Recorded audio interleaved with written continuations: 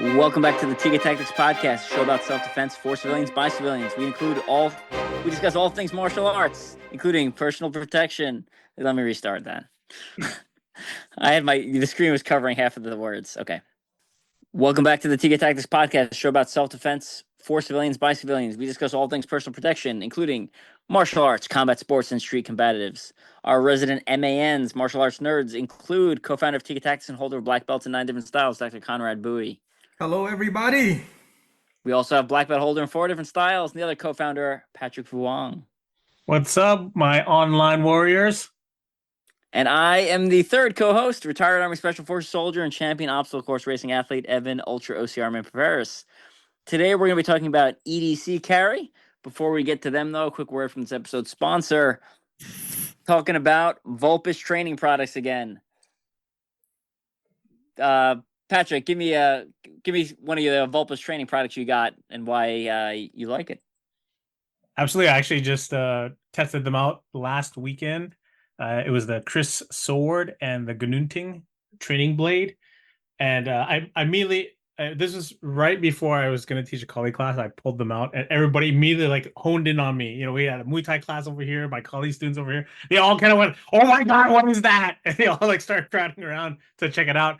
They're very authentic looking replicas of the Indonesian Chris Sword and the Filipino Gnunting, and we tested them out during my class, and they held up very nicely, very beautiful, and also very durable.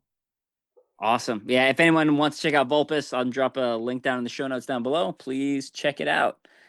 All right, today we're going to be talking about EDC, and this podcast topic started because I'd found I guess it was a meme or a reel, whatever you want to call it. It was a reel of 2 people talking online about like their EDC carry, and they go back and forth, and it just gets progressively more ridiculous.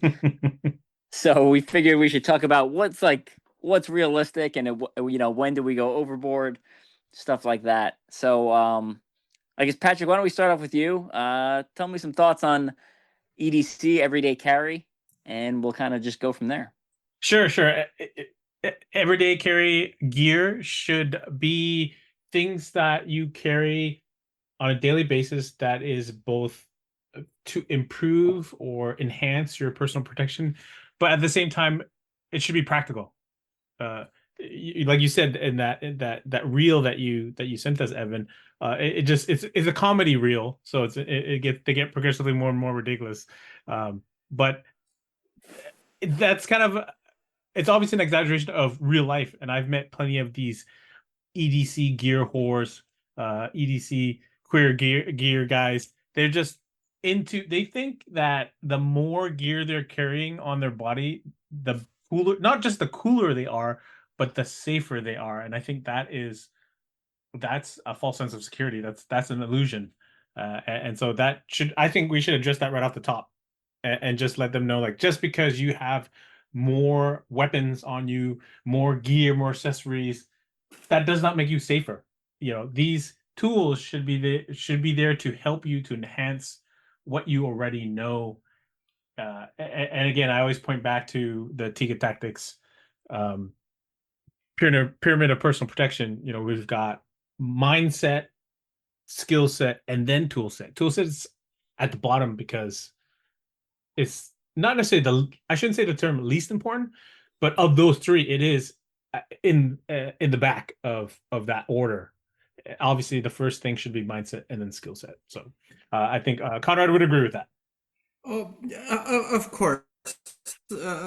course, because you could have the Batman utility belt and lacking the mindset to be aware of your surroundings. Somebody could take your tools from you and use it against you. And then if you don't have the skill set, you might not even be able to use your tools in time. And so I definitely agree. If you had $10, you should probably spend $8 or $9 of that on training and $1 on your tool set. But some people have it backwards. They might spend all $10 on their tool set and leave nothing left for their mindset and skill set training.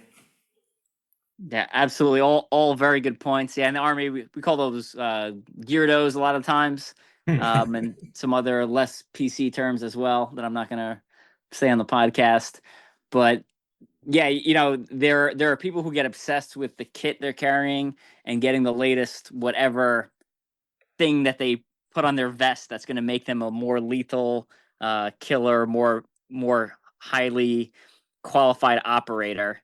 When the more advanced units, they tend, at least the ones I've been in, tend to go the opposite direction. Again, they tend to focus on skill set and mindset, just like you guys preach. And even the soft truths. So at special operations, at the training course we go to at Camp McCall in North Carolina, there's 5 soft truths, and one of them is humans are more important than hardware, and that kind of backs up some of that. Essentially, you are the weapon, and these tools that we have can augment our mindset and our skill set, our training, and our capability. Absolutely. And then also looking at the tool set, you have a good criteria of how you pick your tool set that you talked about in your book, Run If You Can, Destroy If You Must.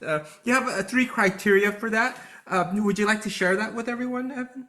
Yeah, it's great criteria. It's effective, right? So does it do what it says it does, right? So if you have a self-defense keychain, but it does not, when you hit something with it, it hurts your hand, right? Like that's not really a good effective. Right, a firearm is very effective. I would argue the most effective, so as far as a self-defense item you can carry.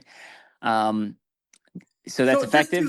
Before you go further, does effectiveness also include like durability? Because if you use it and it falls apart in your hand, that's not very effective either, I guess. Yeah, I didn't talk about that specifically, but yeah, I would say absolutely, right? If it's only good for one shot before it falls apart, that reduces its effectiveness because now I can't deal with multiple attackers, or maybe it's not reliable when you need it, etc. Right.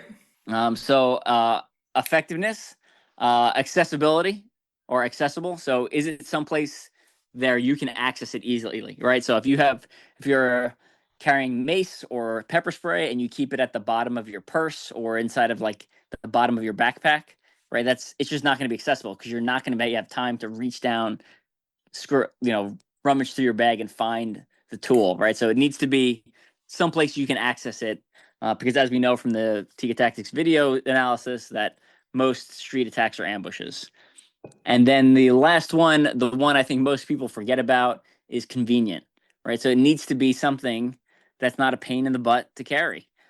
So I found that a lot of places, firearms were not legal to carry in those places.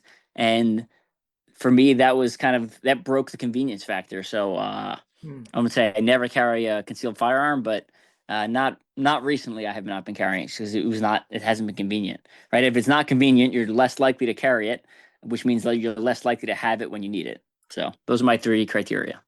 Yeah, speaking of convenience and legalities and things like that, especially with CCW, over here in San Francisco, they've made so many gun-free zones like school zones, post office, federal buildings, this, that. Yeah, it almost makes it like very inconvenient to carry a firearm anywhere in San Francisco because they've just made so many restrictive zones for CCW holders, and so yeah, that's something to look into as well too.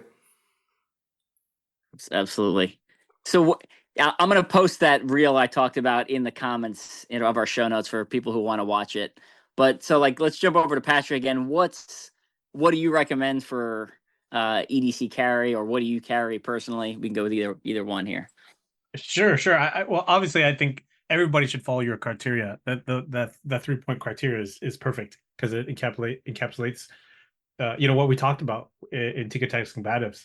And so I think if people use that as a general guideline, they'll be pretty much better off. They'll be much better off than when they started. So I guess I will go to what I carry, and that honestly depends on where I'm going that day. If you're in the military, you may say, "Oh, it's mission specific." If you're a civilian like me, then you just say, "Okay, where am I going today, and what's necessary?" And I generally err on the side of how much can I carry without it being a massive, cumbersome burden? And so sometimes that will be 3 or 4 items, and sometimes it might be nothing. I might literally just, I'll have no quote unquote EDC tools with me other than my cell phone. That's it. And again, everybody, that'll be different for everybody. But if I'm going into, let's go worst case scenario. I'm gonna go to, I live in Southern California, and one of the worst places that I could go is honestly Los Angeles. I don't go there very often. I've grown to dislike it quite a bit. It has gotten worse and worse. I've lived in Southern California for about almost 3 decades now, about 25 years or so. And every year it just gets worse and worse. And you could say it's due to politics, you say it's due to horrible district attorney, what have you, whatever you want to describe it. It could also just be, a mental health issue, drugs, crime, all that stuff. Everything contributes. But all I know is that it's gotten much, much worse. All my friends who live in LA all agree with me. So I have, outside perspective, they have the inside perspective. So if I have to go there, I'm going to carry as much as I can that's legal in LA County. And they found the huge, like basically it's illegal to go concealed carry firearm. So that's out of the question. And then I go step down, which will automatically go to edge weapon. And they, oddly enough, have pretty decent knife laws in LA County. Some certain cities within LA County may have more strict rules, but it's actually a little bit more lenient than other cities in Southern California, which is kind of surprising. But yeah, it would be, for me, mostly a folding knife. The one that's the quickest to open, that's the most durable. But I also won't mind losing it. So that might be something like the Kershaw collaboration with Emerson blades. So it has the wave feature. I can open it with basically one draw, the blade will come out. And if anybody out there is listening is taking our EDC knife course, you'll see it often, or taking one of our knife seminars, you'll see us using it. That's kind of like my primary, quote unquote, primary self-defense tool. And then the other two that I would supplement it with is an EDC flashlight, or basically a pocket flashlight, and a pen. I kind of strategically placed them on my body, so I'm covering my right side and my left side. That way, if I, for whatever reason, incapacitated on one side, or I'm protecting my wife on one side, then I can go to the other side to draw a weapon. And for me, all three are I'm comfortable using. They're easy to accessible because they're all basically around my waistline, and they're all relatively effective. The pen is probably the least effective. It's the most effective for writing, not so much for self-defense, but I do like it as kind of like a backup of a backup, so to speak. So those are kind of my top three if I'm going to like a worst place scenario type of situation. Gotcha. What about you, Conrad? Yeah, I'm pretty much similar to Patrick. I carry dependent on where I'm going and when. If I'm going out for the evening, I'll most likely have a flashlight on myself. If in the daytime, I'll most likely have some kind of blade. That being said, a knife is very convenient for many things, cutting string, opening boxes, those kind of things. So I also look at the convenience factor of how it'll make my life in general easier as well too. I have also a keychain, a multi-tool on my keychain. It's a small Gerber one that has scissors, it has a little wrench, it has a little utility blade. That's super convenient as well too. It's not necessarily something that will save my life, but it sure is helps to make it easier. And then of course the phone. And also, I think we've talked about this in the past. Carrying these tools isn't necessarily something that I'll rely on, because what we teach in Tiga tactics is that if you're attacked, most likely you're probably going to have to use your hands, because it's going to be within 3 yards, or less, usually less. And so you'll probably utilize your empty hand skills before you even get to your tool, if you even have an opportunity to use your tool. And then the tool for me though, it helps to make a full circle with my mindset. So when I'm putting on that tool, it's reminding me safety is an illusion. Most likely I'm gonna hopefully make some smart choices about where I'm going, who I'm going with, and what I'm doing. But then, sometimes people have bad luck, and safety is an illusion. And so that tool helps me to refocus my mind that it's not always a safe thing out there as well. And one thing that people don't talk about too much is footwear. I think footwear is very important. You won't see me in flip-flops unless it's in my house. Rarely will you see me in Tevas. Sometimes I'm in Tevas on vacation or something like that. But usually I like something that's durable, something I can run with, something that if somebody steps on my foot, it's not going to be a big deal as well too. Something I can kick with. And so I pick proper footwear for where I'm going, something that's durable, because that's one thing I notice when I'm walking around too, playing those what if games. Okay, this guy walking with flip flops, if he attacks me, I'm just gonna stomp him and kick him right in the toes with my shoe. It's like just such a great target right there. But shoes and of course clothing, something to pay attention to as well too, because having sturdy jackets and things like that can help you if you're attacked as well too. So going back to the mindset thing, it's all about just priming my mind again. What about you, Evan? What do you got? No, I thought the footwear comment was a great one that I feel like most people don't think about, because your ability to move and again your exposed toes is just a very vulnerable point. So definitely good input there.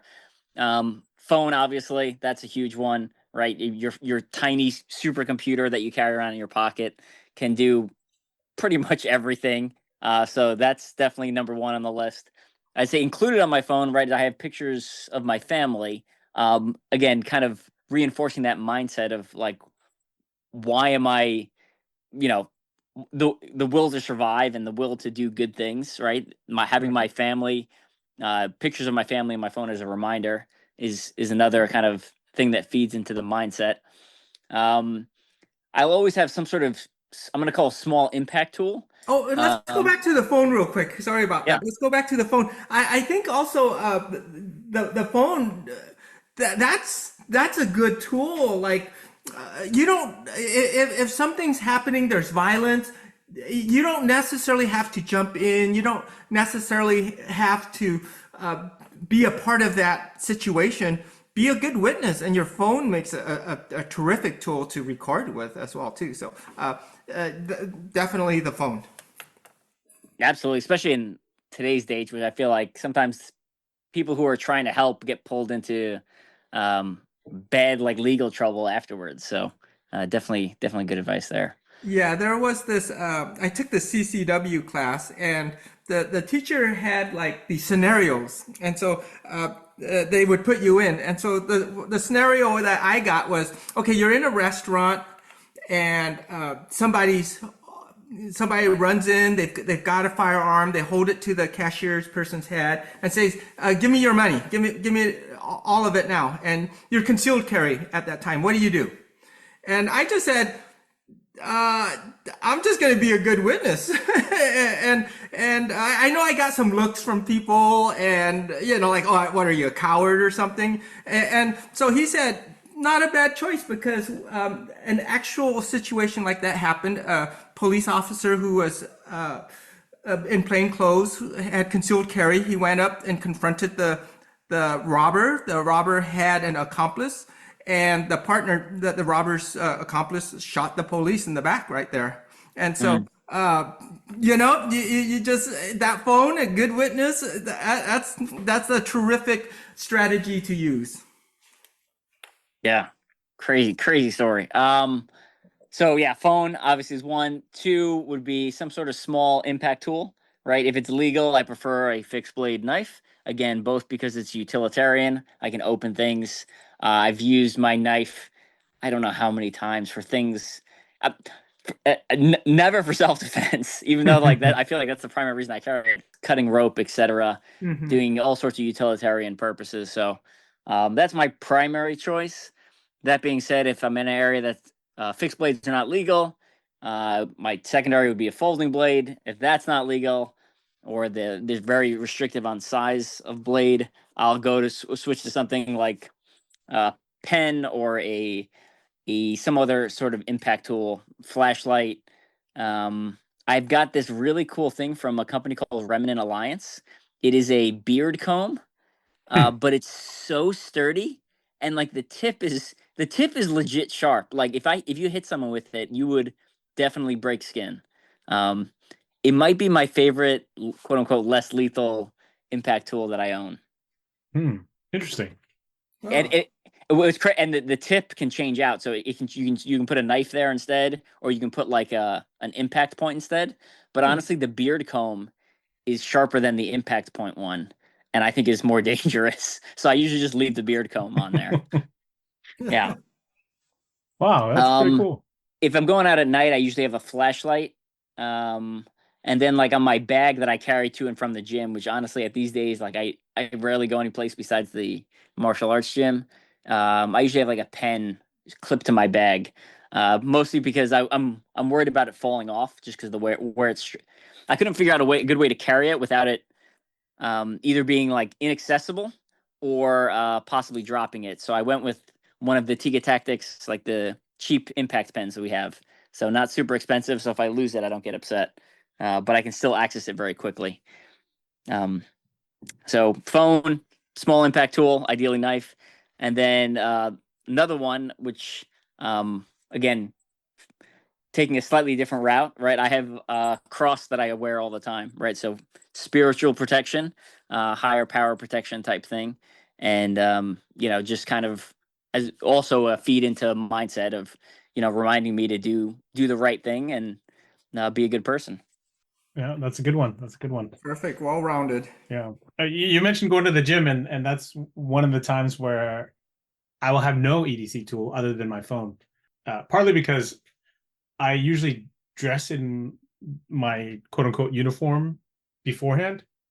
And often, like if I'm doing no gi jujitsu, I basically have no pockets. So I can't clip my knife on or a pen or anything. So I basically go when I'm in that situation, I know the moment I leave the door, I am the weapon because I literally have no weapons on me. So if anybody's listening to this and you want to assassinate me, now that's the time to do it because I will have basically no one. I have a knife in my bag, but as you said before, Evan, it's not accessible. Like there's no way I can tell the bad guy, "Hey, time out for 1 second. Let me unzip my backpack so I can get my knife out." You know that the knife is really just for other purposes, not for self defense at that point. And so when I'm going to the gym, I'm already in that mindset of I'm going to go train, I'm going to go work out, I'm going to get better. But I'm also reminding myself that if something happens, I'm going to do everything in my power to avoid a conflict because I don't have my usual EDC. If anything, I'll have to use my phone as a blunt instrument, basically. But it changes your mindset based on what you're carrying and where you're going. That's right. Make sure you assassinate Patrick before he gets into the gym, or else you'll have to contend with everyone in there. Right? Yes. I feel like on the way out's a better time when he's tired. That seems like Yes, the yes. best option. Yeah. Yeah. Yeah. Yeah. As an assassin, as a a ninja, a modern ninja, you want to pick those opportunities very, very carefully.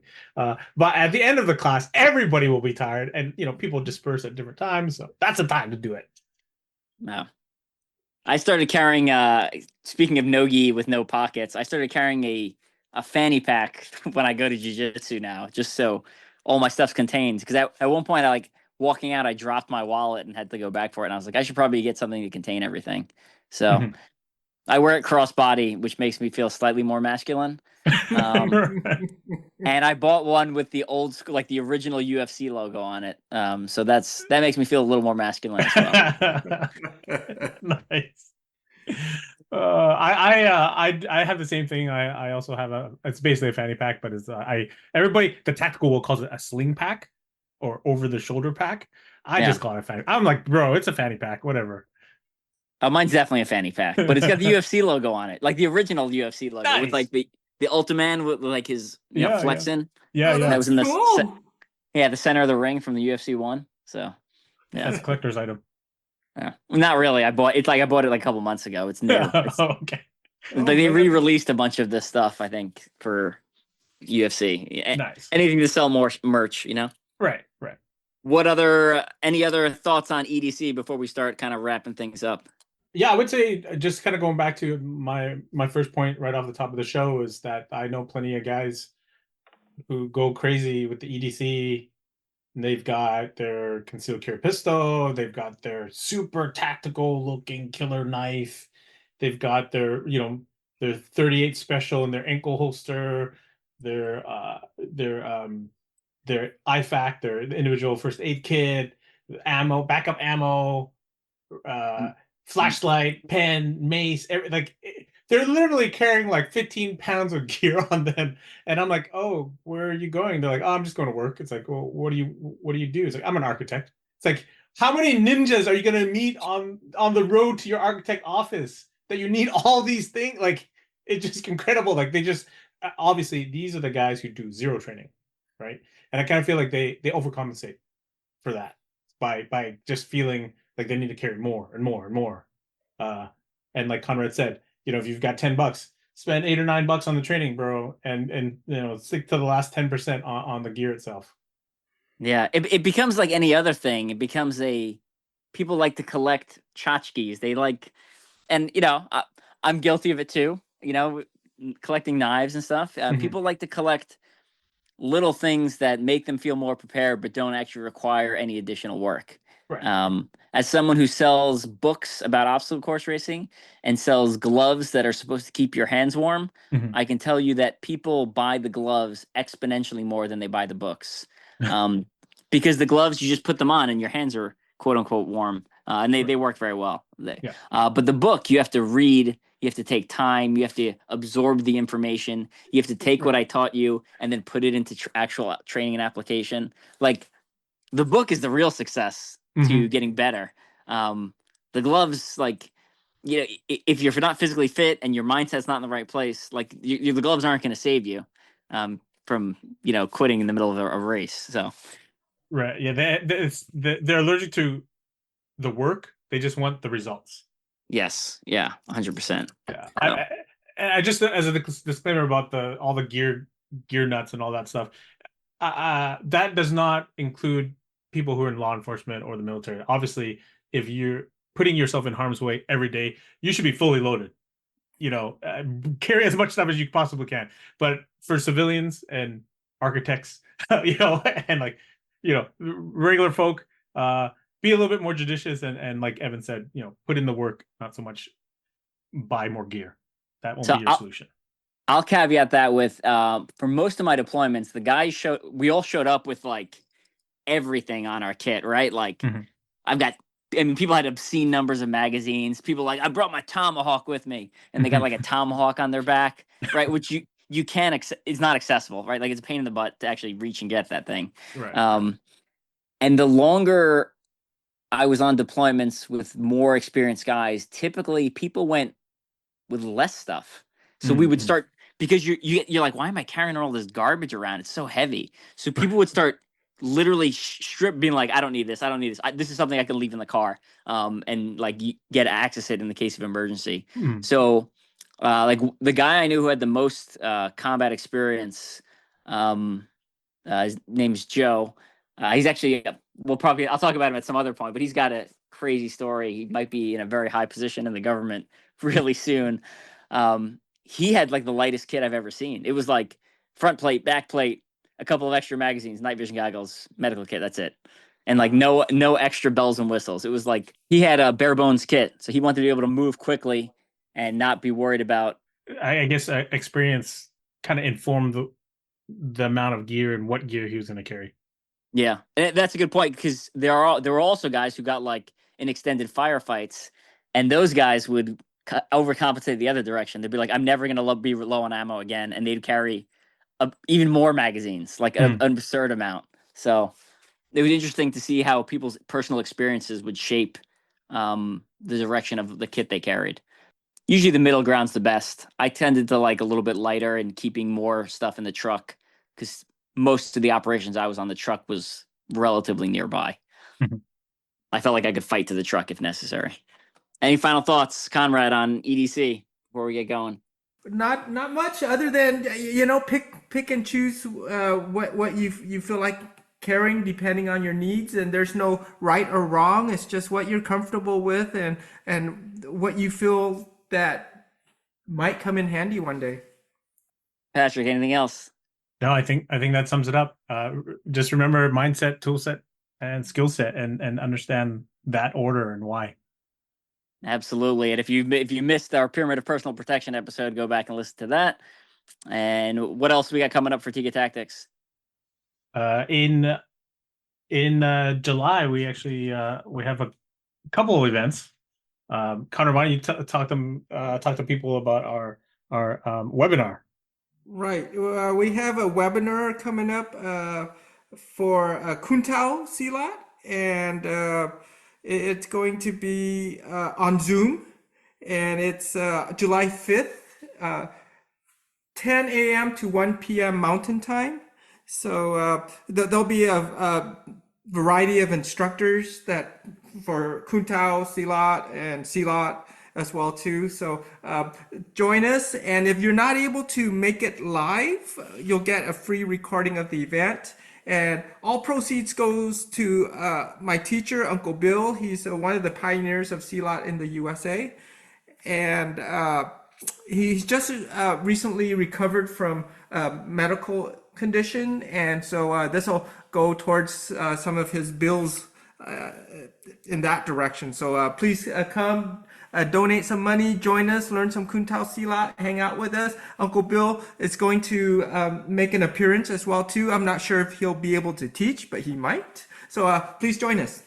And yeah, again, because it's on Zoom, anybody in the world can join us. So especially you guys that train Silat, spread it around to some of your Silat schools and Silat camps and friends, etc., over the internet, that we can get a good showing at that. Later in July, we have our knife and pistol defense seminar in San Francisco, Conrad's hometown. It'll be July 19th to 20th. We've had this seminar in a couple other locations and they all sold out. So we expect the same thing to happen here. It's going to focus on how do you handle an armed attacker.